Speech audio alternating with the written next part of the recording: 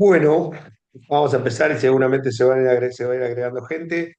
En esta oportunidad tengo el honor de presentar antes que nada a una amiga, así que mi corazón está un poco, no va a ser muy equitativo con las preguntas ni con las respuestas. Pero bueno, está con nosotros Inés Álvarez, abogada y docente por la Universidad Nacional del Sur, docente de Derecho del Deporte y probablemente, no quiero spoilear nada, pero probablemente será docente de la Tecnicatura. Bueno, es una rara avis con mezcla de haber sido deportista de alto nivel, de querer seguir siendo deportista de alto nivel siendo senior, cosa que yo le digo que no tiene que ser así, pero ella va a insistir y lo va a hacer.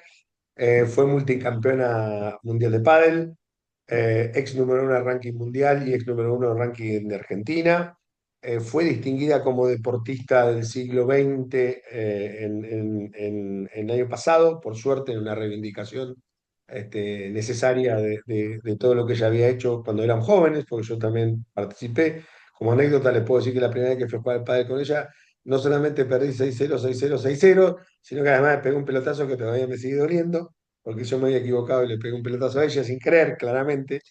Bueno, y digo una ravis porque es columnista y trabaja en algunos ejes por demás interesantes respecto a género, a diversidad, a tecnología, a su posición como mujer, muy importante en lo que fue el deporte de élite y seguramente muy importante en lo que nos toca respecto a la gestión deportiva. Tiene una maestría en Derecho Digital, está muy conectada con todo lo que es la virtualidad y seguramente nos va a brindar digamos, mucha experiencia en esas cuestiones. Y la charla va a estar dividida como en algunos ejes estructurales que tienen que ver con toda esta multidiversidad que tiene Inés. Así que bueno, muchas gracias Inés por estar con nosotros y si querés presentarte algo más y si no arrancamos con las preguntas. Hola, bueno, Damián, muchísimas gracias por la presentación, gracias por este espacio y bueno, como vos lo dijiste, ojalá pueda formar parte de esta nueva y sumamente interesante carrera que propone a partir del segundo cuatrimestre el Departamento de Economía de la UNS. Bueno, vamos con la historia personal que algo conozco, pero no mucho. Digamos, si tuvieras que resumir en una carrera, tu carrera deportiva una escena, un momento que marcó un antes y después, ¿cuál elegirías y por qué elegirías eso? Bueno, yo tuve en mi juventud, digamos, tuve dos deportes que fueron muy relevantes. El primero fue el tenis, que competía a nivel nacional. Incluso tuve una beca para ir a jugar tenis universitario en la Universidad de Chattanooga, en Tennessee, que finalmente la rechacé porque para ese entonces ya me había volcado al pádel profesional. Ahora de grande, de veterana, de senior, insistente, como decís vos, Damián, me acabo de también incorporar otro deporte que es el pickleball, pero no lo voy a nombrar. Voy a tomar, digamos, al pádel como el deporte más relevante en cuanto a lo que fue la competencia profesional, en el sentido de haber ganado dinero con eso. Y ahí voy a nombrar en el año 1993, a poco tiempo que yo había cumplido 19 años, gané mi primer torneo profesional y después fueron 4 o 5 seguidos. Yo había empezado el año anterior, cuando tenía 18, a jugar en la categoría segunda a nivel nacional y a jugar en primera algún torneo como para probar. A fin de ese año me dijeron, bueno, vos no jugás más en segunda, te ascendemos a primera y el primer torneo del año siguiente tuve la suerte de ganarlo. Yo lo destaco como algo bueno, claramente, porque sería injusta con la vida si dijera que no lo fue, pero también tengo claro que es algo que no lo supe o no lo pude capitalizar en ese momento porque era muy chica, porque, digamos, la lógica es que haya un camino hasta que uno tiene, digamos, ese nivel de éxito deportivo, conocer el ambiente. Bueno, a mí me tocó prácticamente de entrada, de ser yo una desconocida para el resto y ese fuera un ambiente desconocido para mí. Si pudiera elegir, hubiera preferido que ese éxito llegue 2 años después. Pasó como pasó, me tocó arrancar arriba y bueno, y obviamente eso como te decía, tiene un costo en el sentido que yo no lo pude monetizar inmediatamente. Y también la lógica indica que no puedes estar siempre allá arriba. Entonces yo tuve que aprender O sea, primero me tuve que medio como que acostumbrar a ganar y después me tuve que acostumbrar a tener una meseta. Pero bueno, eso lo destacaría como algo importante, sí, claramente. Interesante, porque seguramente en el segundo semestre vamos a linkear con una charla con la hermana de Guido Pela, Cata, que le pasó Sí, muchos años después, me parece que le pasó más o menos lo mismo por alguna historia que he charlado con la familia. Y claro. como sos la misma persona, esta mujer, atleta de élite, etcétera, etcétera, mi pregunta sería, ¿qué cosas te dejó el deporte de alto rendimiento o para la carrera de derecho como abogada y qué cosas de la abogacía te hubiera gustado saber en el momento que eras deportista de alto rendimiento? Si es que existe un link, casi seguro que sí. Sí, sí, sí, hay un ida y vuelta entre esos dos mundos que forman parte de mi vida. La atleta sin duda le enseñó disciplina a la estudiante de abogacía y ahora abogada. Que quiero hacer una aclaración que yo antes de ser abogada quise ser economista. Cuando recién salí del secundario empecé a estudiar licenciatura en economía, que me encantaba. Pero bueno, los viajes y me tuve que ir a vivir a Buenos Aires era una carrera que requería presencialidad, sobre todo la parte de matemática, que me gustaba, pero también me costaba. Así que bueno, después de ese paso, unas materias por economía, finalmente, unos años después, empecé a estudiar abogacía. Bueno, esto que te decía de la disciplina, en realidad, en todo orden de mi vida, ¿no? No solamente para el estudio. Y como contrapartida, la abogada y también los años, el paso de los años, la llamada madurez, le enseñaron al atleta a hacer foco más en las propias fortalezas y no siempre estar pensando en corregir debilidades. Yo siempre fui muy exigente conmigo. Creo que cualquier deportista en general, y sobre todo los que venimos de un deporte individual como el tenis, somos muy exigentes con nosotros mismos, somos muy de estar mirando qué nos falta para la perfección, que es algo claramente inalcanzable, y a veces nos perdemos de vista, bueno, construirnos desde nuestras fortalezas. Y también en todo este camino yo me tuve que abrir a algo que me costaba entender, que es la palabra fluir. Yo tenía un prejuicio con eso de fluir, pero después fui entendiendo que más allá de que es importante tener un plan, también es importante darle un espacio a lo que es la improvisación. Y me fueron muy útiles y muy interesantes dos libros en este sentido. Uno se llama Free Play, de Stephen Nachmanovic, y otro se llama Listas, que es de Eduardo Castica. El de Nachmanovic Free Play es que nos enseña a darnos espacios para la creatividad. Y eso tiene que ver de alguna manera con el mindfulness. No podés estar siempre planificando todo, porque la planificación implica a veces irte demasiado para adelante. Y el de Castica, que también es un libro que hace foco en la creatividad, lo que te enseña primero es a curar contenidos. Y yo creo que esta es una habilidad sumamente interesante en los tiempos que corren, donde estamos sumergidos en un mar de estímulos, de todo lo que a vos te interese, tenés millones de opciones para leer, para escuchar, tenés libros, tenés podcasts, tenés documentos digitales.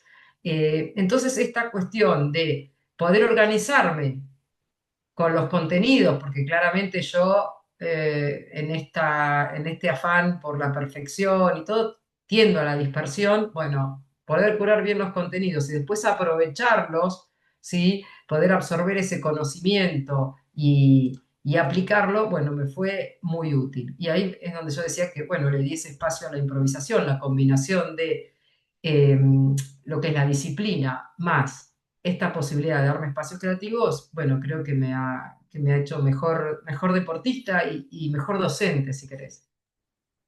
Bueno, sí, me encanta la historia, me encanta lo que planteas y creo que todo lo que alguna vez pudimos hacer algo parecido, a mí siempre me sorprendió cuando estuve de árbitro en Nueva Zelanda, la primera cosa que te preguntaban era si te habías divertido, cosa que a veces el deporte de élite no existe, pero que creo que es importante porque es lo que permite seguir amándolo. Y después, digamos, distinto al pensamiento argentino, en esto me permito la licencia de ir siempre por lo que nos falta, lo primero es, che, ¿qué hiciste bien? ¿Qué pensás que puedes hacer mejor? Y después hablamos de las oportunidades de mejora. De hecho, lo llaman así, ya no lo llaman más debilidades, ¿viste? Pero bueno, vamos a la cuestión que a mí siempre nos genera nuestras discusiones. No voy a decir de whisky porque no tomamos, pero sí de algún gin tonic, que es la parte de género y deporte. básicamente porque vos lo sufriste en carne propia y de repente quizás en otra instancia, con el tal a nivel profesional, no solamente como deportista, también se sigue padeciendo. ¿Cuáles son las principales barreras estructurales que pensás que tienen o que aún enfrentan las mujeres en el deporte profesional, más allá de lo económico, que es lo más debatido y más conocido, y si como a veces charlamos, que ha pasado en dos etapas, una etapa primaria, digamos, cuando eras deportista de élite, y una etapa secundaria que es del día después, algo que también que Guido Pela la semana pasada también algo charló, digamos, son como una etapa bien marcada. Bueno, ¿cuáles serían las barreras que encontrás todavía y que seguís viendo y que sos una activista para que eso no pase? Eso también nos consta a todos, ¿no? Mira, primero te voy a decir algo más general.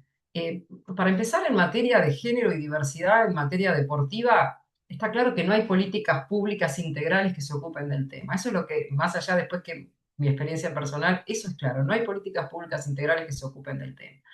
Las cuestiones de deporte y género podemos decir que están en la agenda pública, en algunos casos genuinamente, hay quienes lo llevan a la agenda pública genuinamente, en otros casos yo tiendo a pensar que es algo de lo que se conoce como el purple washing, digamos, lo hacen porque es políticamente correcto, porque queda bien, porque es una cuestión de marketing y no tan genuino. Pero en cualquier caso, que esté el tema en agenda pública no se traduce en políticas públicas. Ni hablar si a esto le sumamos la cuestión de la discapacidad, ¿no? De otro problema más de ser mujer, deportista y con discapacidad. A nivel de lo que es la competencia, no hay igualdad en el sentido de que no hay equal price money y tampoco hay igualdad de patrocinios, ¿sí? Después, cuando vos, digamos, en la era post-profesional, lo que te vas a encontrar son los techos de cristal. Esto ya no es igualdad, no es igualdad, sino que estamos en el terreno de la equidad, mejor dicho, de la inequidad. O sea, las mujeres no podemos ocupar los puestos de liderazgo en organizaciones deportivas, entidades deportivas, en empresas que estén vinculadas al ámbito deportivo. Cuesta ocupar esos lugares. Y también lo que vemos es falta de paridad de representación en las organizaciones deportivas. Entonces, ¿todo esto en qué se traduce? Bueno, se traduce en la falta de role models, de referentes, ¿sí? Eso es lo que cuesta, romper esos techos de cristal o incluso esas paredes también que se habla de cristal. Las redes sociales ayudaron a la visibilización del deporte femenino y de las atletas. Sí, por supuesto, pero yo digo que esto esconde una suerte de trampa. ¿Por qué? Porque en estos casos, con la aparición de las redes, lo que estamos hablando es de autogestión de las atletas, ¿sí? O sea, las atletas se convirtieron en sus propias publicistas. Entonces uno por ahí percibe, bueno, hay más, sí, se ve más el deporte femenino, hay más voces femeninas de deportistas femeninas, sí, pero eso no implica igualdad ni menos que menos equidad en el ámbito deportivo. ¿Por qué? Porque eso, insisto, es la autogestión, pero la referencia es qué es lo que muestran los medios oficiales o las federaciones, y ahí sigue siendo desparejo, predomina por mucho el deporte masculino. Entonces yo le llamo como esto como una suerte de trampa, de la autogestión.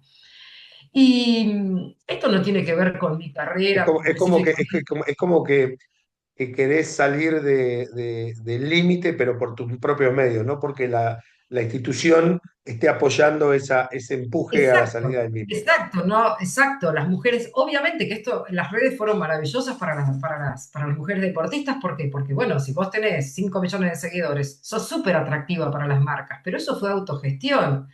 Pero lo importante es cómo visibilizan el deporte femenino y cómo le dan voz a las mujeres deportistas, las instituciones, los medios oficiales, y ahí sigue siendo inequitativo el tema. Después, en materia de lo que es deporte y género, no directamente vinculado con mi carrera ni con algo que me haya tocado a mí, digamos, vivir, es el gran tema ahora del deporte y género, más allá de que no tiene tanta consecuencia práctica aún, es el tema de la inclusión o no de las atletas transgénero en categorías femeninas en competencias. No es un tema, es un tema para hacer un webinar aparte, pero bueno, y esto nos lleva a preguntarnos, más allá de todo lo anterior, ¿Qué es un deporte justo? ¿Sí? Porque acá hay una colisión en este tema, insisto, no lo vamos a desarrollar, pero es interesante dejarlo planteado y eventualmente para discutir en la tecnicatura. Hay una colisión entre lo que es derechos humanos, o sea, el derecho de las personas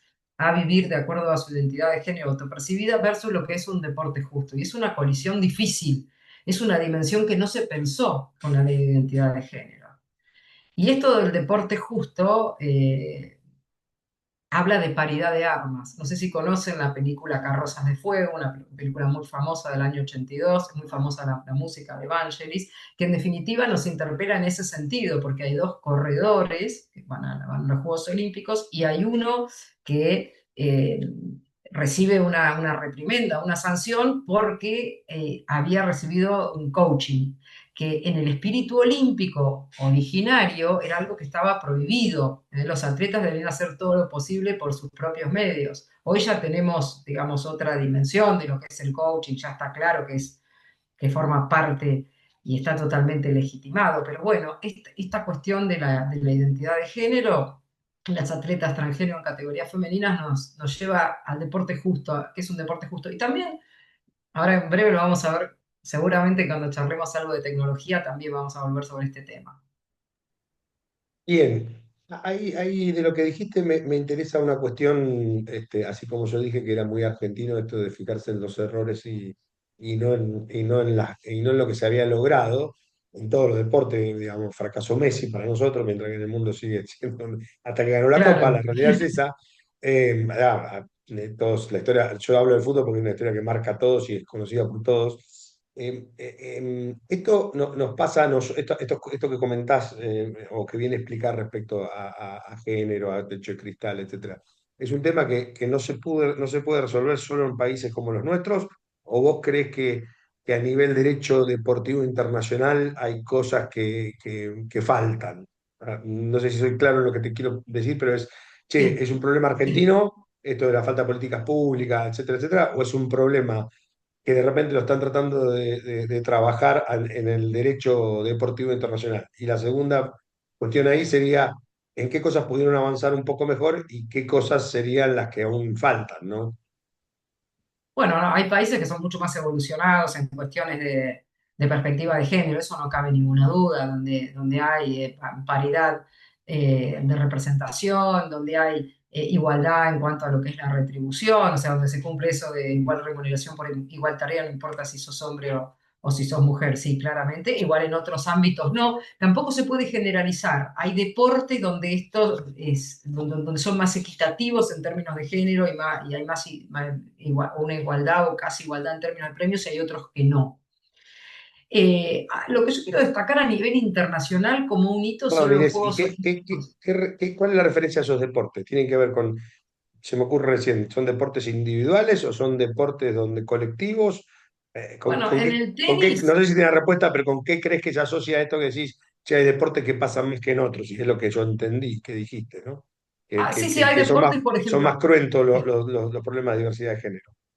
Y, por ejemplo, en el tenis se establece que los Grand Slam tienen que tener los mismos premios las mujeres que los hombres. También hay otras cuestiones que no tienen que ver solamente con la bolsa del premio, sino en qué horario juegan, los horarios centrales que juegan las mujeres, o sea, que esté más distribuido. Hay deportes que están mejor y otros que no. Digamos, en el fútbol todavía hay una disparidad tremenda, si lo querés ver como un ejemplo. Yo lo que quiero Y destacar, perdón, a nivel internacional también son los Juegos Olímpicos de París, porque marcaron un antes y un después en todo lo que es la perspectiva de género en el deporte.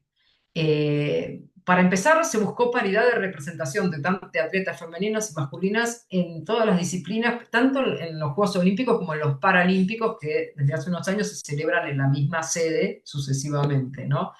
Y hubo muchas cosas, se trabajó sobre lo que era, hubo muchos instructivos para los medios de comunicación que sean respetuosos en cómo mostrar a las atletas femeninas, que no destaquen atributos físicos, sino rendimiento, se limiten al rendimiento deportivo, que visibilicen a las mujeres que trabajan en los medios, con las mujeres que trabajan como detrás de cámaras o como camarógrafas.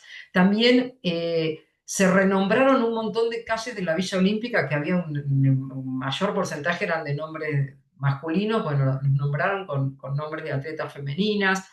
Se tuvieron en cuenta muchos protocolos contra la violencia de género, hubo lactarios que no había habido en otros Juegos Olímpicos anteriores, se tuvo mucho cuidado en, bueno, de proteger de alguna manera a las mujeres, en cuáles eran las habitaciones de mujeres, cuáles eran las habitaciones de hombres, eh, que hubiera espacios para poder denunciar cualquier situación de cualquier tipo de violencia, verbal, física, y si alguien tenía alguna sospecha de algún tipo de violencia sexual también. O sea, eh, insisto, fueron un hito. Hay que ver si esto después se mantiene en otras competiciones, porque esto es cada Te cuatro voy a hacer, años. te voy a hacer de Ángel de Brito, te voy a hacer un poco de lame y te voy a sacar de la zona de confort como me gusta hacerlo cuando nos encontramos. Ok.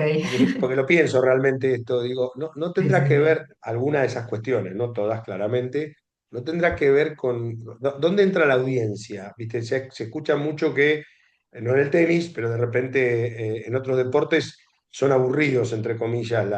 De hecho, hacía mucho tiempo, mira, te voy a decir una cosa que se me acaba de ocurrir, hacía mucho tiempo que Sí. no veía NBA femenina y cambiaron la forma en la cual se juega NBA femenina porque estaba languideciendo en términos de audiencia, ¿no? Y vos sabés que la audiencia es la que genera seguimiento, el seguimiento sponsor, etcétera, etcétera. Digo, ¿qué opinión tenés o cómo inserta, digamos, cuando el deporte es aburrido, claramente juega en canchas de segundo o en canchas, en campos deportivos de segundo o tercer nivel, ¿no? En eso en particular. Bueno, a ver, eso de que el deporte femenino es aburrido también es parte de la desigualdad estructural, digamos. A ver, qué nos pasa a las mujeres deportistas? Primero que uno carga con todos esos estigmas y que cuando vos querés, digamos, poner arriba de la mesa o cuestionar de que eso no es así, que el deporte es interesante, que es poco interesante porque no se muestra, porque si no es como el huevo y la gallina, no es que no se muestra porque es poco interesante. Vos decís, no, no, es interesante, pero claro, si vos bombardeás con el deporte, con una disciplina todo hombre, y de vez en cuando pones algo de las mujeres, primero que parece un deporte que las mujeres casi no lo practican, una cosa marginal que seguramente no lo es, ¿sí? Y segundo que cuando uno se acostumbra a verlo, se familiariza, le empieza a gustar, ¿no? Hay alguien que dijo, no se quiere lo que no se conoce, entonces cuando se empieza a visibilizar, y eso genera además interés por niñas y por jóvenes en practicarlo. O sea, hay que luchar contra eso. Y Sí, mirá volvemos a la política, siempre a la política volvemos, porque eso es una cuestión que cada política vez que vos, de agenda, digamos. sí, que cada vez que una mujer quiere, digamos, poner sobre la mesa eso, fíjate que lo primero antes de escuchar el mensaje, lo que te van a decir es, bueno, te gusta, lo van a decir con otras palabras, te gusta hacer líos, sos complicada. Y yo siempre digo que estamos mal porque muchas veces con esa frase te sacan de la cancha, si querés, para usar una metáfora deportiva.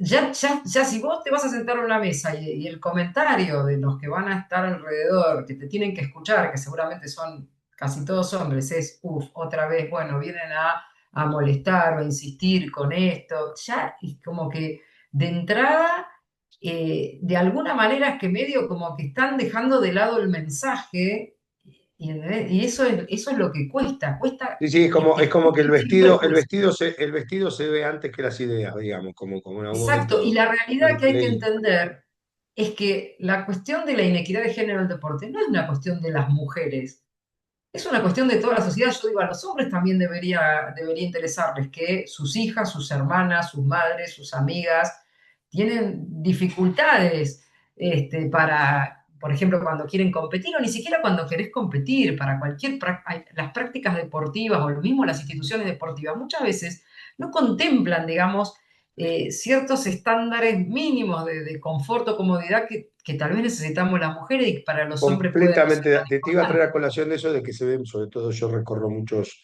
clubes porque me gusta y soy como medio obse con los temas de infraestructura porque creo que son básicos para poder despegar. Es muy difícil encontrar vestuarios y baños adaptados a las necesidades fisiológicas femeninas, ¿no? Por no sé si espero no meter la pata, Claro. pero hay cosas que son distintas en ese sentido y que son necesarias y hay casi ausencia de eso en la mayor parte de los Sí. clubes. Y no te digo de Bahía Blanca, me ha tocado estar en lugares donde está pensado, donde no está pensado, perdón, esa es la realidad. no está claro. pensada esa Pero, audiencia. pero tampoco, ni siquiera hay baños adaptados para personas con discapacidad, ni siquiera hay accesibilidad. Ya Totalmente. olvidémonos Sí, sí, qué ni necesita escaleras. De hecho, una persona. hasta hace poco no Hay había ni en las barreras, universidades. hay barreras arquitectónicas y mismo lugares que tienen poca iluminación, que no son friendly, no son amigables. Por ejemplo, para mí, yo ya soy adulta, pero uno tiene que pensar si una niña o un adolescente va a empezar un deporte y resulta que va a un lugar que es oscuro, y es como que es un poco, se siente un poco vulnerable. Así que sí, falta un montón. Pero esto, a mí lo que me interesaba era esto, decir que a veces, que primero nos cuesta que nos den una silla para sentarnos a la mesa. Y segundo, lo que cuesta que no te miren con algún tipo de prejuicio cuando vas a plantear estos temas.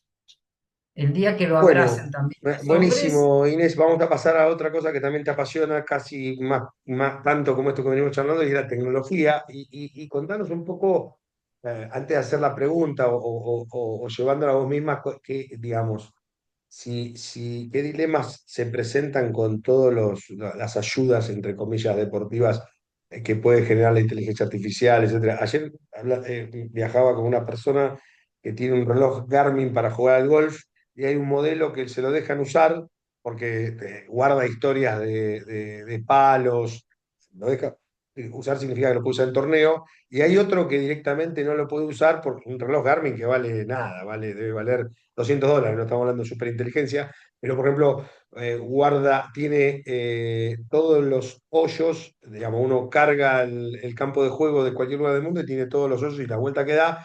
Entonces me explicaba, yo ni sabía que existía claramente, pero bueno, soy preguntón, y me explicaba que está prohibido porque justamente es una ayuda adicional al estilo de este coach que vos decías hace un rato. Pero bueno, me interesa claro. que vos sos experta en esas cuestiones. De hecho, me pasan muchos libros de aplicación de tecnología del deporte que son muy interesantes.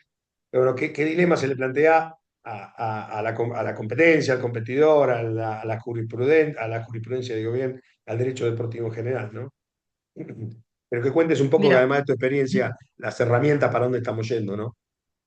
Yo, antes que nada, voy a recomendar un libro de Marcelo Gantman y voy a recomendar seguirlo también. El libro es El final del deporte como lo conocimos, es un libro del Ese año que me diste a mí. 2022 que se puede bajar. Es maravilloso porque, bueno, mejor que eso no se puede explicar. Eh, a ver, la inteligencia artificial está cambiando todo y ahora no solamente la inteligencia artificial, que no tenemos que pensar en muchos ámbitos en la inteligencia artificial generativa. Y acá volvemos a lo mismo, porque pues, estamos siempre en lo básico. El gran dilema va a ser cómo mantener un deporte justo, esa paridad de armas, porque si pasa lo que vos estabas mencionando, si no todos y no todas tienen acceso a la misma tecnología, bueno, se pone en cuestión esta que es la base de la competencia deportiva, ¿no? Eso de la paridad de armas. Esto es un tema gigante para hablar. Hay un punto que tenemos que tener en cuenta todos y todas, y no solamente respecto a lo que es el deporte, que es el tema del uso de los datos personales y más específicamente del uso de datos biométricos, ¿no? Porque, bueno, todos estos dispositivos, estas aplicaciones que te pueden dar tanta información, bueno, lo hacen a cambio de una cosecha de tus datos personales o datos biométricos, ¿sí? Y esa información se almacena. Y podemos empezar a pensar en cuestiones, te voy a dar un ejemplo de algo que puede generar problemas, y después hay otros que podemos considerar lo que son buenos usos, pero supongamos una app, vos decís, yo quiero evaluar cuál es la probabilidad que tengo de lesionarme, porque me interesa ver si estoy entrenando bien, si tengo que cambiar el enfoque del entrenamiento, qué sé yo. Mientras el que tiene esa información seas vos y tu entrenador, fantástico. Ahora, uno se tiene que plantear, ¿qué pasaría si esa información llega, por ejemplo, a manos de un patrocinador? Que resulta que a vos te había dado que tenés un 80% de probabilidades de lesionarte. O si llega a una federación. Entonces te dicen, mira, nosotros te íbamos a tener en cuenta, pero resulta que y eso que es una probabilidad, bueno, entonces puede tener consecuencias. ¿Eh? Hay que pensar también qué pasa de acuerdo a quién tenga acceso a esa información.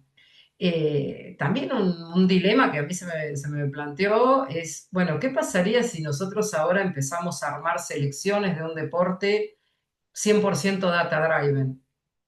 ¿sería más equitativo o no? Decir, no, porque siempre hay cuestionamientos, sí, pero este es más del gusto del entrenador, del olfato del entrenador. Bueno, cambiemos el olfato del entrenador por lo que nos dice, por lo que nos entrega un sistema de inteligencia artificial. ¿Sería mejor o no? ¿Nos dejaría contentos o no? ¿Sería justo o no?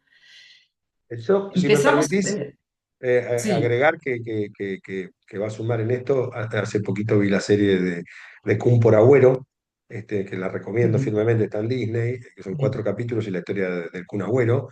Y es muy interesante que la enfermedad que lo deja del deporte de él es escondida desde los 15 años. O sea, justamente para poder hacer su carrera deportiva. Por lo cual es claro lo que vos estás planteando respecto al acceso a información, pero la otra cuestión, que yo sí tengo mi opinión, es que ahí sigue habiendo, más allá del data driven, que está bueno y que yo soy fanático porque soy economista, sigue habiendo magia, sigue habiendo un poco de hacer recetas, de esperar a jugadores que de repente vienen dando algo, y con un buen entrenador y con un poco de más de años, de cumplir años, van a dar otra cuestión. Me parece que no todo pasa. Sí, la tecnología nos permite llegar a cierto nivel, pero me parece que no todo es tecnología, ¿no? No, estoy totalmente de acuerdo. Hay dimensiones de la humanidad que se le escapan a los sistemas de inteligencia artificial. Por supuesto, hay gente que puede tener, que no tener eventualmente el mejor nivel técnico, pero puede ser un gran aglutinador de un grupo a nivel humano. Entonces eso probablemente a un sistema de inteligencia artificial se le va a escapar. Puede ser alguien que potencie las virtudes de los demás, que sea un buen interlocutor entre los compañeros de un equipo o entre los jugadores y un cuerpo técnico. Sí, Yo estoy sí, totalmente de acuerdo. el tercer mejor jugador de el cuarto mejor reemplazo de Liga, como era Ginóbili, claramente que después se transformó en lo que fue, pero arrancó siendo eso. Bueno, Exacto. y ya para ir terminando por lo menos con la parte interesante de lo que vos contás, dado que sos una referente local e internacional en el deporte y seguramente local e internacional en el derecho. Em, Docencia, activismo, todo como un combo completito de cines. ¿Qué consejo le darías a los estudiantes femeninos y masculinos, claramente, para avanzar en trabajar en todos estos cruces? Y que nos cuente la importancia de todos estos cruces, digamos, porque los seres humanos somos más genéricos que especialistas, más allá que nos quieren hacer creer que nos tenemos que ir achicando y ser cada vez más especialistas en algo, ¿no? Sí, sí. Bueno, a ver, para mí lo primero es que se puede hacer, se puede trabajar con estos cruces tal vez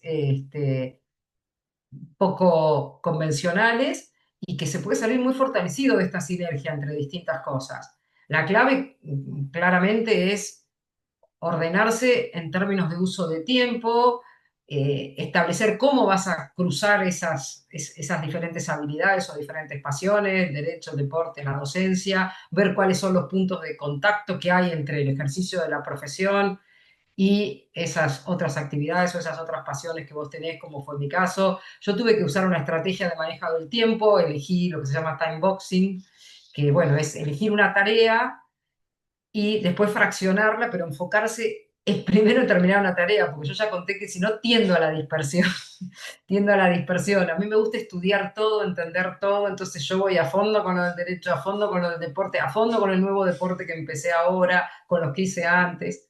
Pero bueno, una estrategia de manejo del tiempo. Segundo, pensarse a uno mismo o a una misma como si fueras una empresa, ¿no? Inés Álvarez, Sociedad Anónima. Otra vez voy a recomendar un libro, en este caso el libro de Inés Temple, que se llama Usted, Sociedad Anónima, y que vos hagas de tu originalidad una marca personal, entre comillas, registrada, aunque por ahí no la registres, pero bueno, entender que vos, hombre o mujer, sos único, sos única, y bueno, y explotar eso, digamos, tu individualidad. Y tercero, bueno, lo que ya mencioné, que, bueno, en esta sinergia, construirte desde tus fortalezas y no enfocarte en las debilidades, esto es algo que yo se lo escuché decir a Cachito Vigil cuando las leonas explotaron hace unos cuantos años, que pasaron a estar a primer nivel internacional, y lo que él les cambió la cabeza en ese sentido, ¿no? Que cada una se enfoque en lo que sabía hacer bien y no tanto en lo que le faltaba. Y bueno, creo que eso es clave. Bueno, te voy a hacer la última, te voy a desafiar, que siempre me encanta, ¿no saben? Cómo las charlas nuestras de café son muy divertidas porque me gusta desafiarla y ella también le gusta desafiarme. Si me creciera el pelo en estos momentos y fuera como Javier Milei, mucho que no tengo, y te convoco para hacer una política pública deportiva desde cero, con todos estos condimentos de género, equidad, infraestructura, etcétera, etcétera. ¿Qué propondrías, ya que sos tan guapa? Bueno, voy a decir cuatro pilares. Cuatro. Primero, ya que nombraste tecnología, lo que hay que hacer es alfabetizar a la comunidad en cuestiones de tecnología y también en cuestiones de equidad de género. Se llama, sería alfabetización, tanto en temas de tecnología por un lado y después en cuestiones de género. Esto que habíamos dicho, que la equidad de género es algo de toda la sociedad, no es un tema de las mujeres o de las feministas, así como se suele llamar por ahí con cierto tono despectivo, a quienes luchan por los derechos de las mujeres, que en lo formal son los mismos que los de los hombres, pero en la realidad no.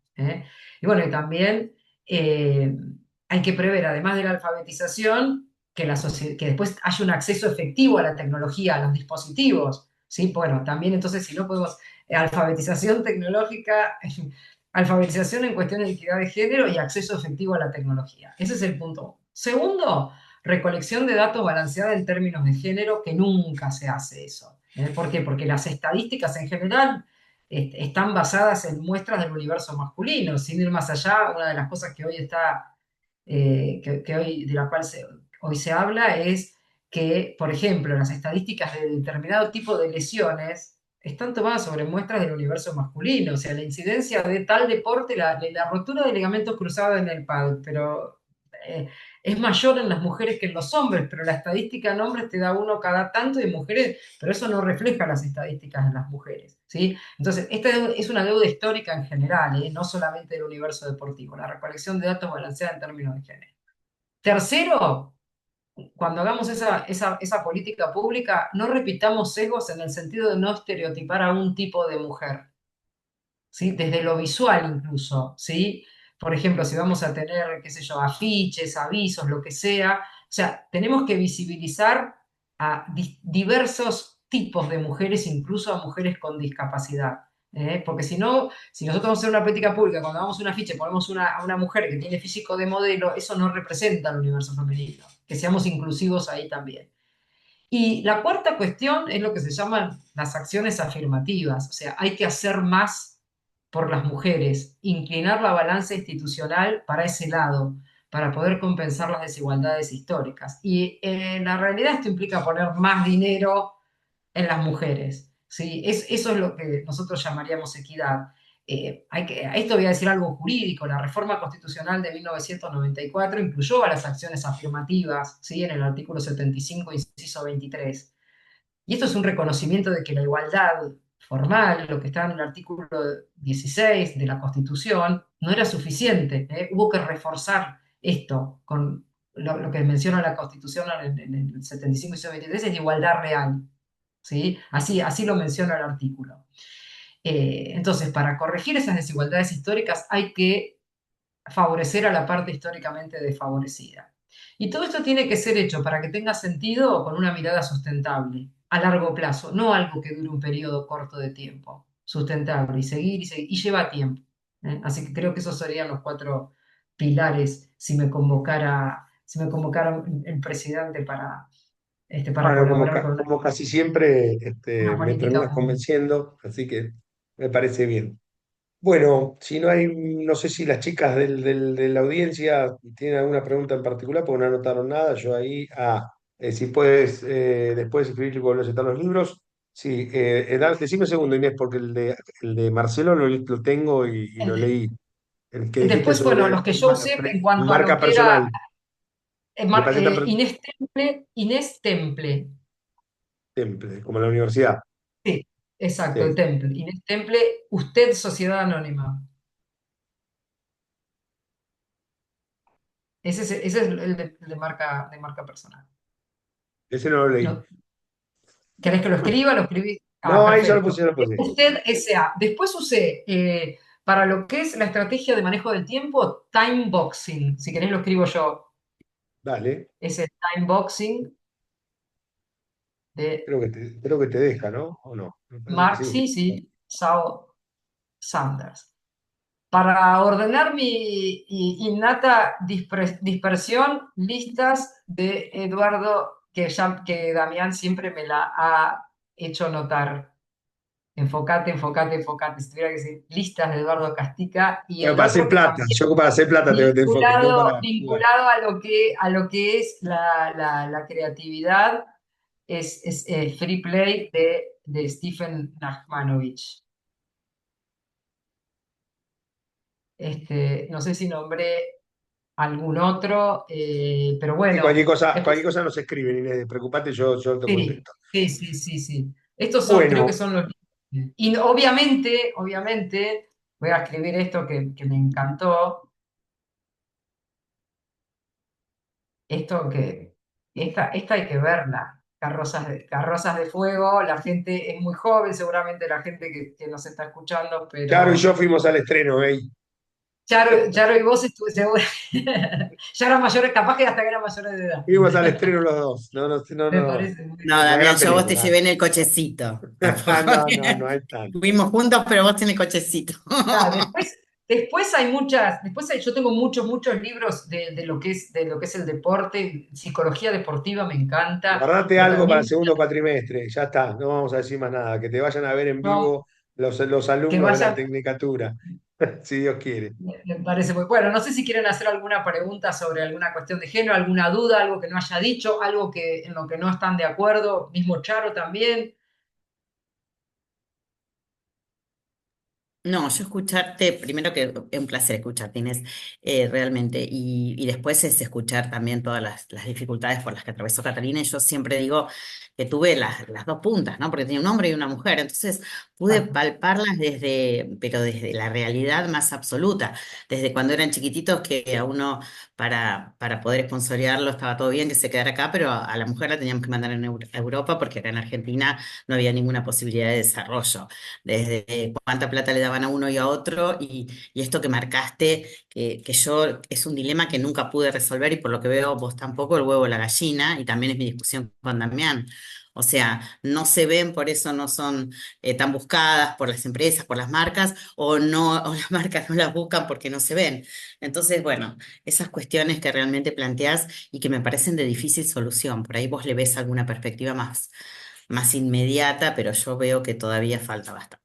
Por lo menos en el tenis, que es lo que yo Sí, veo, ¿no? bueno. Que es lo que sé. El tenis es un deporte con una barrera de entrada al tenis profesional altísima en cuanto a lo que es la parte económica. O sea, Terrible. nosotros estamos lejos de todo, eso hay que tenerlo claro. Acá en Argentina en general y en Bahía Blanca en particular, porque estamos lejos de Buenos Aires y Buenos Aires está lejos del resto del mundo en muchos casos.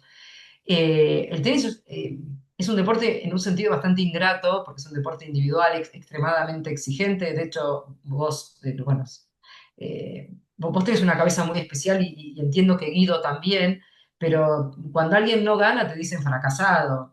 Alguien que está entre los 20, pero la gente no tiene ni idea de lo difícil que es ya tener un punto en el ranking profesional de hombres o mujeres. Un punto, un punto.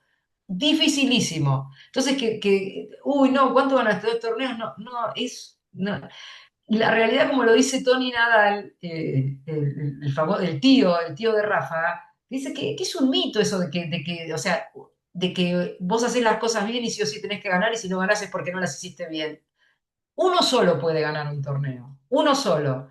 Y, por ejemplo, y hasta el último punto no se define quién lo gana, porque no sé si vieron la última final de Roland Garros, que parecía que Sinner se lo llevaba de paseo al Alcaraz, tuvo a un punto de ganar y de repente se dio vuelta todo. ¿Y cómo hubiera cambiado el titular de Sinner arrasó a Alcaraz y que lo hubieran dado a Alcaraz? Porque no, porque se tomó muchas vacaciones, porque sale demasiado con los amigos, y sin embargo termina ganando Alcaraz y es el rey del mundo.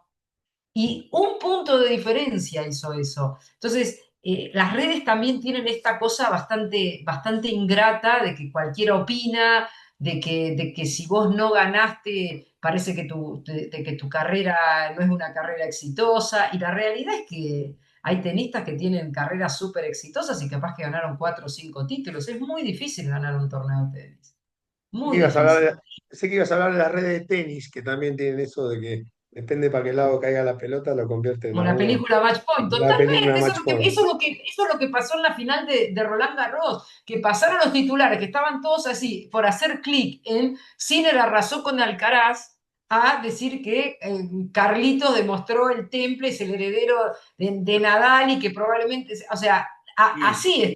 A un segundo, cómo cambió el mundo y cambiaron los titulares. Totalmente. Así es el deporte, así es el Yo deporte. Y tengo, vos me vas a decir perdón, que Sinner no es una estrella del tenis y no es un fenómeno, aun cuando haya perdido una final que parecía que la tenía ganada. Por supuesto, por Un fracasado supuesto. seguro que no es. Un fracasado Pero por, seguro que no es, ajá. que es muy de pero Argentina. claro que no. Yo siempre le digo a la gente que es tal cual lo que dice Inés, ¿no? Si no son, pero ni siquiera, porque siendo el número uno, si al torneo siguiente perdiste, ya también sos un desastre. O sea, siempre es el exitismo absoluto. En tu profesión, vos qué número sos, y fíjate todo lo que haces, e imagínate lo que deberías hacer si fueras el número 100 del mundo, no el número uno, el número 100. Pero bueno, creo Claro. que es una cuestión de empatía y es muy difícil de ponerse en los zapatos del otro hasta que realmente no lo vivís. Y acá no sé si escuchaban, lo tengo a Carlos que escuchó también atentamente este Zoom y decía que además todo se complicaba en la Argentina porque no tenemos competencia. Y para poder avanzar, la competencia es clave. O sea, si vos sos europeo, tenés competencia permanentemente a un pasito de tu casa. Acá no hay, y la competencia más cercana es extremadamente lejos. Ni que hablar Bahía Blanca desde ya, pero pensándolo en términos generales con la Argentina, la dificultad es aún mayor y eso es algo que no hay ninguna política pública que la pueda solucionar, excepto que traiga competencia. Y bueno, también, y como dijo Damián, somos economistas, la competencia también es plata, la plata es mercado, el mercado es el deportista es el que vende, ¿y quién vende? Y entonces ahí empezamos con el huevo y la gallina de vuelta, ¿no? Y yo me Mira, acuerdo sí, sí, perdón, te digo un número, cuando escúchame. Estados Unidos se quedaba sin las Williams, la Sí, desesperación por encontrar una referente porque no había. Y buscaban claro, específicamente que no fuera negra, por ciertas características de esto que vos decís, lo hegemónico, pero que en definitiva es lo que vende, porque nosotros podemos claro. dar un discurso, pero después lo que vende es otra cosa, porque la realidad es que vos podés poner diferentes cuerpos, pero un deportista de élite requiere, bajo este formato, de determinadas cuestiones que también son físicas. Así como tiene que tener una cabeza, también tiene que tener un físico. Entonces, se complica también desde ese lugar. Pero bueno, tengamos fe que Mira, se hay puede un hacer algo. tema que ustedes lo saben como, o sea, se pueden discutir muchas cosas, pero hay un punto donde si no hay plata sobre la mesa, queda medio en el lírico lo que vos discutís. Llevado a números, hoy por hoy, esto lo dijo Bonadeo, no lo digo yo, se lo voy a tomar a Bonadeo, que hoy por hoy el presupuesto para el deporte nacional en Argentina, para todo el deporte, es inferior al presupuesto que tiene Brasil solamente para la natación. Obviamente. Ya está. Eh, Con esto ya está todo dicho. Totalmente. es así, Bueno, es así. chicas y Entonces, chicas superpoderosas, las audiencias y las participantes, muchas gracias Inés por la deferencia de compartir este momento. Seguramente se me estaba ocurriendo ahora hacer un intercambio entre una señora mayor como vos y una niña como Catapela, pero vamos a armar algo ¿cómo porque me no? parece que en un punto las historias se tocan y no es una buena noticia que se toquen porque más allá de la chanza pasó mucho tiempo entre una número uno y una aspirante y los problemas parecieran que son exactamente los mismos, así que seguramente vamos a armar un crossover como te gusta a vos del cine, y vamos a juntar a Bien. los dos personajes de la historia. Así que muchas gracias, Inés, muchas gracias. Sí, Hay un decime. avance. Hay un avance, está este Vamos, espacio. Esto es un primer paso. Esto es un primer paso. Antes ni siquiera tenías estos espacios. Ahora por lo menos lo podemos charlar, lo podemos conversar. qué bueno. Bueno, muchísimas gracias a todos. Va a estar disponible en YouTube. Sepan disculpar al host porque la idea era que estuviera Betina Fernández, así que a todo entre niñas y yo solamente iba a ser un espectador, que también es una jugadora de pádel y seguramente va a ser parte de si yo gano también de mi cátedra. Así que va a ser un segundo cuatrimestre interesante. Y bueno, Inés, ya tenés adeptos, aunque todavía no ganaste, ya todos quieren hablar con vos, todos quieren estar con vos, así que es una buena noticia. Bueno, bueno, muchas gracias y bueno, ojalá nos veamos en el segundo cuatrimestre. Saludos y nos Gracias. vemos. Chau, chau.